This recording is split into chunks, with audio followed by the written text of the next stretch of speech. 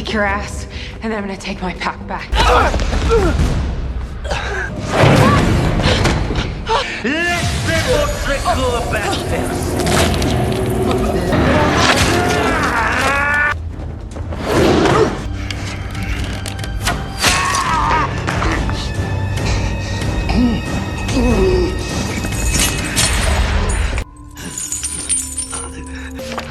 Are you okay? Your timing was pretty awesome, actually.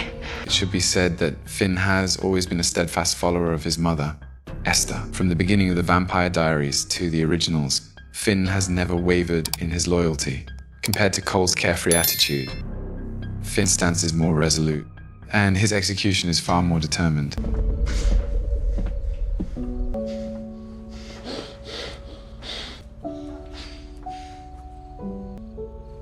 We were innocent once, Elijah.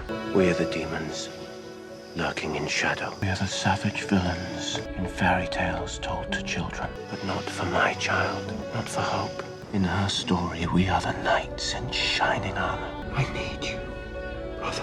Only together can we defeat our demon. Save our family.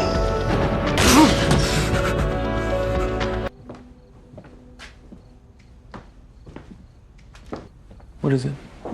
Spent the day with my father, my real father. Esther brought him back from the dead, believing he could convince me to renounce vampirism. This was his. He knew about Hope, and I wanted to trust him. More than anything in the world, I wanted to. And I would never forgive myself if something happened to her because of my selfish desire for a father. So I killed him.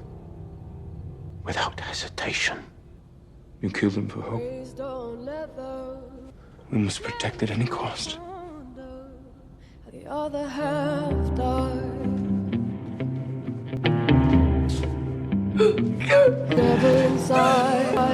Every single one of us. Klaus successfully awakened the slumbering Elijah and told him that for Hope's sake, he couldn't afford even a shred of hesitation or doubt, not even the slightest bit. So, when faced with his biological father's belated love, he showed no hesitation whatsoever. At this point, I can't help but genuinely admire Klaus's character. He is truly ruthless, stopping at nothing to achieve his goals. His love always comes at a cost, both heavy and profound. All along, Klaus has trusted no one but himself. After all, he has been betrayed far too many times before. He can only and must only rely on himself. How do you feel? The worst is past. After the message I sent Mother tonight, I expect hellfire to rain down upon us imminently. We need to make a move before she strikes. Moves were made while you were sleeping. It's good to see you, Vertical. Marcel and I each left a gift for you in the ballroom. You're welcome.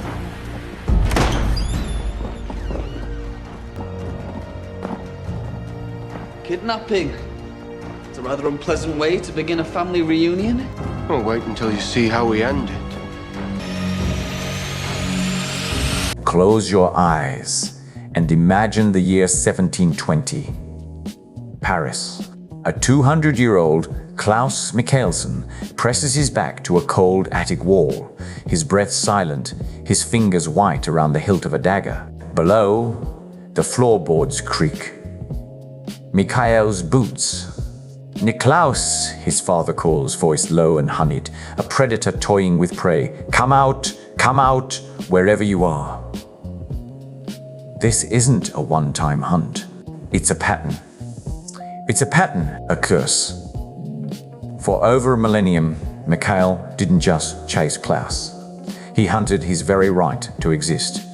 We talk of Klaus's monstrosity, but let's start where the story really begins, with a father who saw his son as a mistake, and a whip that left more than scars.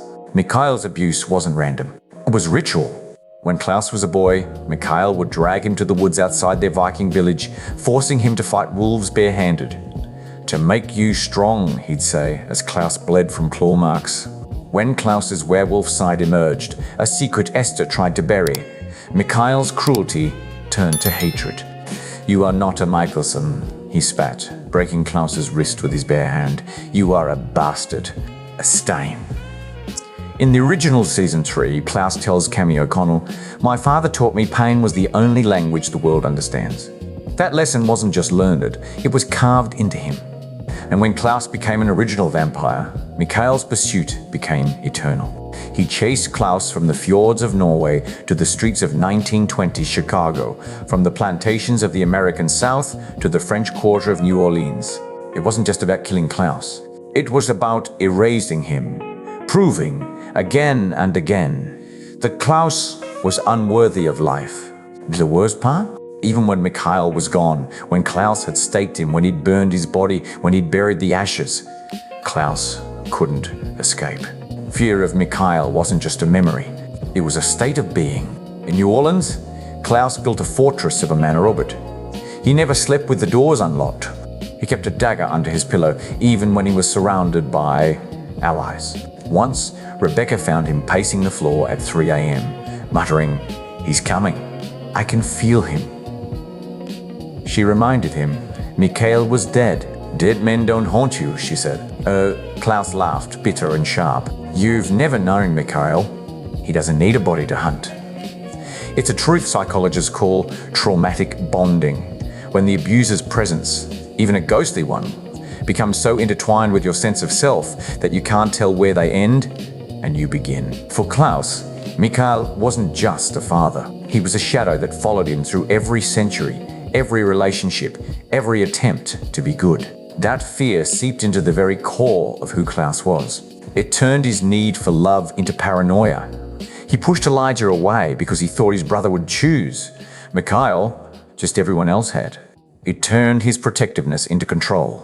He locked hope away from the world because he couldn't bear the thought of her facing a monster like Mikael, or worse, becoming one. In the original series finale, Klaus admits to Hope, "I spent my whole life running from your grandfather. I thought if I was strong enough, I could outrun him. But he's always been here, inside me." That's the tragedy of internalized terror. It doesn't just make you fear the abuser.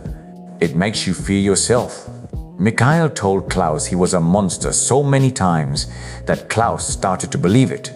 He acted cruel because he thought cruelty was the only thing that would keep Mikael and the world at bay.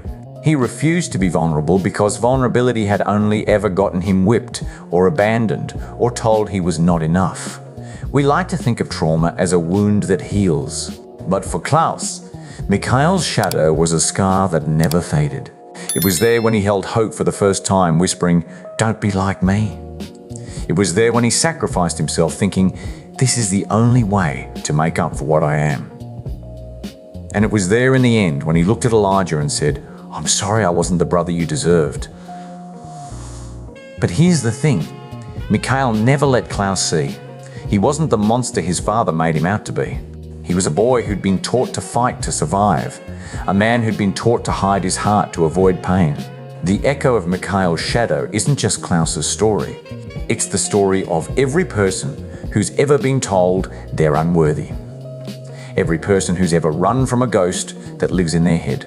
But Klaus's legacy isn't his fear, it's his fight. He fought to be better. He fought to love. He fought to break the cycle. And in the end, that's what makes him human. Not the monster Mikael tried to create, but the survivor who refused to let his father's shadow define him.